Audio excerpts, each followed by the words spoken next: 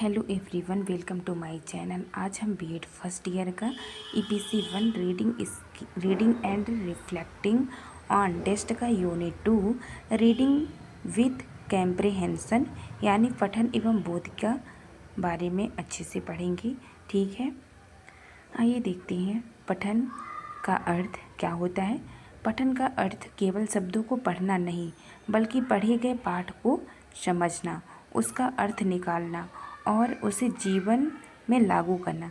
मतलब जो पठन होता है उसका केवल शब्दों पठन का अर्थ केवल शब्दों को पढ़ना नहीं होता है, बल्कि पढ़े गए पाठ को समझना और उसका अर्थ निकालना और उसको अपने जीवन में लागू करना होता है।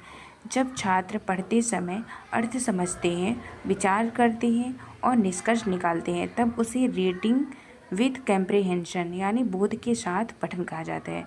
जब छात्र पढ़ते समय अर्थ को समझते हैं और विचार करते हैं और निष्कर्ष निकालते हैं, तब उसे हम रीडिंग विथ कैम्प्रिहेंशन यानी बोध के साथ पठन कहा जाता है। ग्लोबल और लोकल कैम्प्रिहेंशन मतलब वैश्विक एवं स्थानीय बोध क्या होता है। वैश्विक एवं स्थानीय बोध क्या होता है।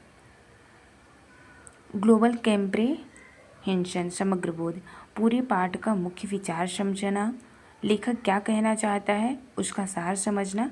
उदाहरण के लिए कहानी का मुख्य संदेश क्या है। ग्लोबल कैम्प्रिहेंशन समग्र बोध बोलता है कि पूरे पाठ का मुख्य विचार समझना और लेखक क्या कहना चाहता है उसका सार को समझना। उदाहरण, कहानी का मुख्य संदेश क्या था, मतलब कोई कहानी पढ़ रहे हैं तो उसका मुख्य संदेश क्या था, ये हमारा समग्र बोध है। देन स्थानीय बोध क्या होता है। लोकल कैम्प्रिहेंशन, छोटे छोटे हिस्सों का अर्थ समझना, शब्द, वाक्य या अनुच्छेद स्तर पर समझ। उदाहरण, किसी शब्द का अर्थ किसी वाक्य का आशय होता है। ग्लोबल यानी पूरे पाठ का अर्थ, लोकल यानी छोटे भागों का अर्थ। Inferences, analysis and extrapolation. पहला है इन्फ्रेंस, अनुमान, सीधे न लिखी बात को समझना, संकेत से अर्थ निकालना। उदाहरण के लिए, आसमान में काले बादल छा गए हैं, अनुमान लगा रहे हैं कि बारिश हो सकती है। ठीक है, फिर है एनालिसिस, विश्लेषण, पाठ को भागों में बांटकर समझना, कारण, परिणाम, तर्क को समझना।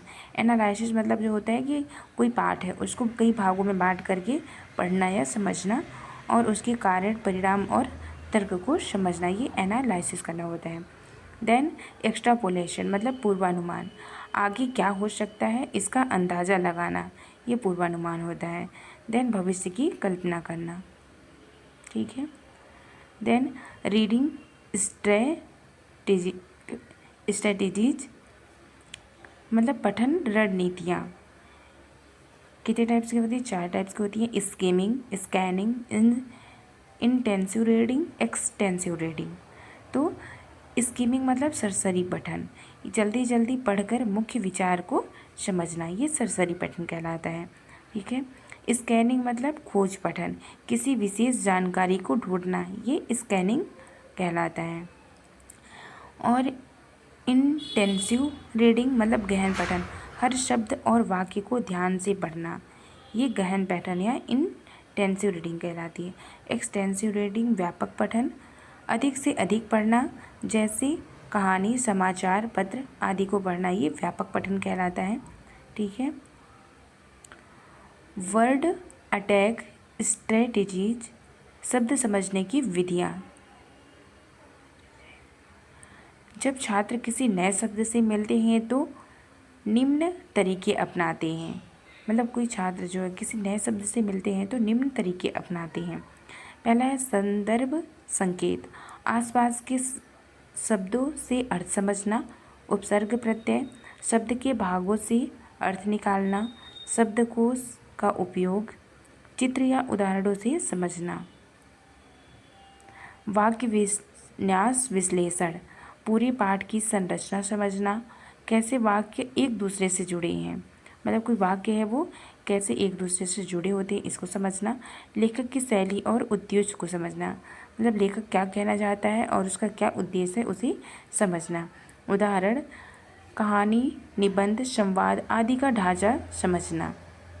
ये वाक्य विन्यास विश्लेषण है। ठीक है। Then reading as a tools for reference skill. पठन केवल समझने के लिए नहीं बल्कि जानकारी खोजने का माध्यम भी है।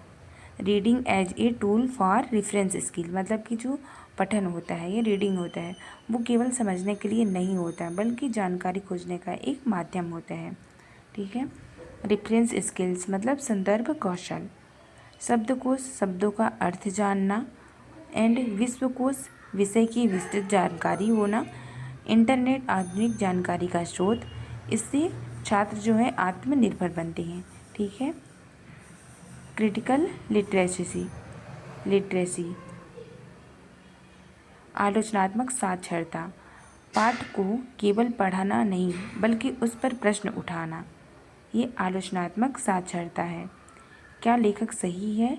क्या यह जानकारी पक्षपाती है? छात्र अपने विचार भी बनाते हैं। उदाहरण के लिए, क्या कहानी का संदेश सही है? क्या इसमें कोई पक्षपात है? ये आलोचनात्मक साक्षरता है। ठीक है। देन पठन कौशल का विकास कैसे होता है? पठन कौशल धीरे धीरे विकसित होते हैं। जो रीडिंग स्किल्स होता है वो धीरे धीरे विकसित होता है। ठीक है। प्रारंभिक स्तर में अक्षर पहचानना और शब्द पढ़ना। देन माध्य स्तर में वाक्य और अनुच्छेद को समझना। देन थर्ड स्तर में जैसे कि उच्च स्तर बोलेंगे, इसमें विश्लेषण, अनुमान और आलोचनात्मक सोच विकसित करना। शिक्षक की क्या भूमिका है? देन निष्कर्ष, छात्रों में पढ़ने की रुचि पैदा करना, सही पठन रणनीतियाँ सिखाना, प्रश्न पूछकर समझ बढ़ाना, अभ्यास और गतिविधियाँ कराना, ये शिक्षक की भूमिका होती है। देन निष्कर्ष, रीडिंग विद कैम्प्रिहेंशन एक महत्वपूर्ण कौशल है जो छात्रों के बौद्धिक विकास में सहायक होता है। इसमें वे न केवल पढ़ना सिखाते हैं बल्कि समझना, सोचना और सही निर्णय लेना भी सिखाते हैं। ठीक है। Thank you so much. Like and subscribe करें।